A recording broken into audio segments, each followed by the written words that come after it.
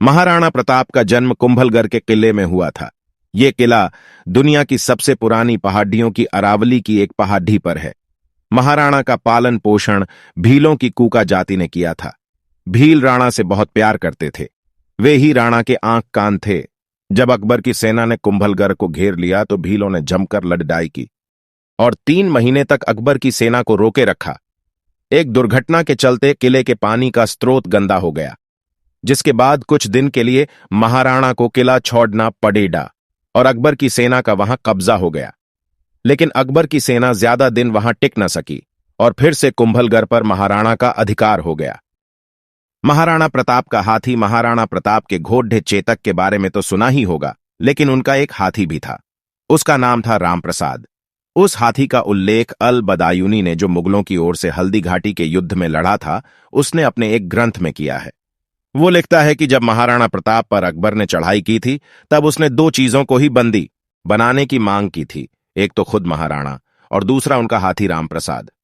वो हाथी इतना समझदार व ताकतवर था कि उसने हल्दी घाटी के युद्ध में अकेले ही अकबर के 13 हाथियों को मार गिराया था।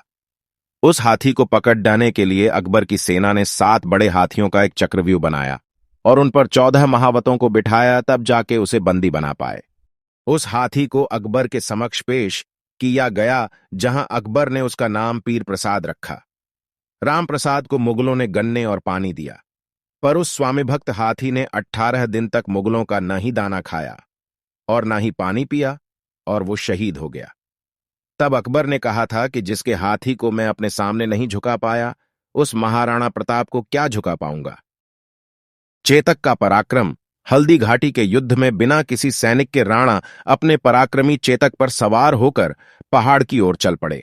उनके पीछे 2 मुगल सैनिक लगे हुए थे, परंतु चेतक ने अपना पराक्रम दिखाते हुए रास्ते में एक पहाड़ी बहते हुए नाले को लांघकर प्रताप को बचाया, जिसे मुगल सैनिक पार नहीं कर सके।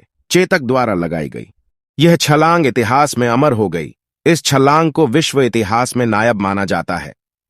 चेतक ने नाला तो लांघ लिया, पर अब उसकी गति धीरे धीरे कम होती जा रही थी।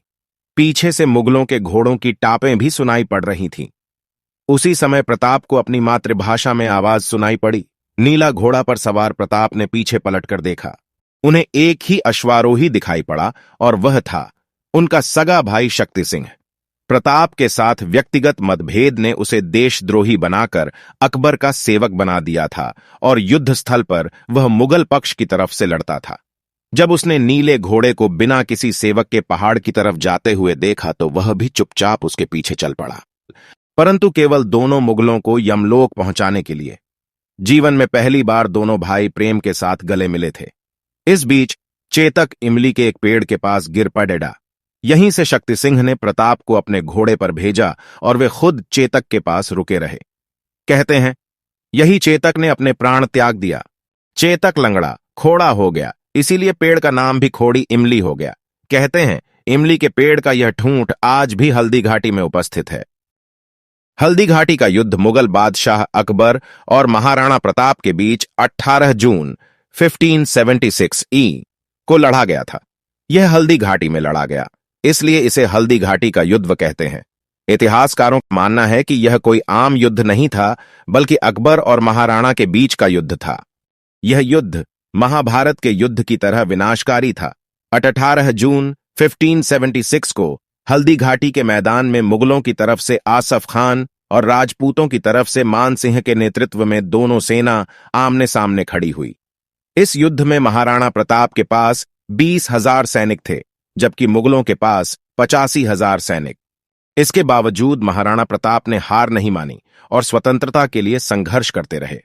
हल्दी घाटी की लड़ाई 4 घंटे तक चली और इस लड़ाई में मेवाड़ के लगभग 1600 सैनिक मारे गए, जबकि मुगलों ने अपने सिर्फ 150 सैनिकों को खो दिया और 350 सैनिक घायल हो गए। महाराणा प्रताप बुरी तरह से घायल हो गए, लेकिन भागकर पास की पहाड़ियों में छिप गए। मुगलों ने अरावली को छोड़कर मेवाड़ के कई हिस्सों पर अपना कब्जा कर लिया, लेकिन वो महाराणा प्रताप को पकड़ने में कामयाब नहीं हो सके। उसके बाद जंगलों में रहकर महाराणा प्रताप ने अपनी गुरिल्ला रणनीति के माध्यम से मुगलों को परेशान करना जारी रखा। जंगलों में रहने के दौरान उनके पास खाने के लिए कुछ नहीं, वो घास की रोटियां खाया करते थे। वो हर विषम परिस्थितियों को झेलते हुए अपनी सेना तैयार करते रहे। जब कुछ समय बाद अकबर का ध्यान चित्तौड़ से हट गया और वो लाहौर की तरफ बढ़ गया, क्योंकि उसे अपने उत्तर पश्चिम वाले क्षेत्र पर भी नजर रखना था। इसी का फायदा उठाकर महाराणा प्रताप ने पश्चिमी मेवात डाय पर अपना कब्जा कर लिया, जिसमें कुंभलगढ़, उदयपुर और गोकुंडा आदि शामिल थे, और उन्होंने चवण को अपनी नई राजधानी बनाई। ऐसा माना जाता है कि हल्दी घाटी के युद्ध में न तो अकबर जीत सका और न ही राणा हारे। मुगलों के पास सैन्य शक्ति अधिक थी, तो राणा प्रताप के पास जुझारू शक्ति की कोई कमी नहीं थी। दोनों ओर से बराबरी की टक्कर के चलते युद्ध का कोई परिणाम हासिल ना हो सका था। महाराणा प्रताप का भाला 16वीं शताब्दी के राजपूत शासकों में महाराणा प्रताप ऐसे शासक थे जो अकबर को लगातार टक्कर देते रहे। उस समय के जानकार बताते हैं कि स्वयं प्रताप का वजन 110 किलो और कद 7 फीट 5 इंच थी। वो बेहद फुर्तीले और साहसी थे। महाराणा प्रताप का भाला 81 किलो वजन का था और उनके छाती का कवच 72 किलो का था। उनके भाला, कवच, ढाल और साथ में 2 तलवारों का वजन मिलाकर 208 किलो था। इतने भार को लेकर वह चेतक पर हवा की गति से रणभूमि में चलते थे। महाराणा प्रताप के हथियार इतिहास के सबसे भारी युद्ध हथियारों में शामिल हैं। महाराणा प्रताप की तलवार, कवच आदि सामान आज भी उदयपुर राजघराने के संग्रहालय में सुरक्षित हैं। महाराणा प्रताप ने जिस समय सिंहासन ग्रहण किया, उस समय जितने मेवाड़ की भूमि पर उनका अधिकार था, पूर्ण रूप से उतने ही भूमि भाग पर अब उनकी सत्ता फिर से स्थापित हो गई थी। 12 वर्ष के संघर्ष के बाद भी अकबर उसमें कोई परिवर्तन न कर सका, और इस तरह महाराणा प्रताप समय की लंबी अवधि में सफल रहे, और ये समय मेवाड़ के लिए एक स्वर्ण युग साबित हुआ। मेवाड़ पर लगा हुआ अकबर ग्रहण का अंत 1585 में हुआ। उसके बाद महाराणा प्रताप उनके राज्य की सुख सुविधा में जुट गए, परंतु दुर्भाग्य से उसके 11 वर्ष के बाद ही 19 जनवरी 1597 में अपनी नई राजधानी चावंड में उनकी मृत्यु हो गई। आप लोगों को महाराणा प्रताप की वीर गाथा पसंद आए तो लाइक और सब्सक्राइब जरूर करिए।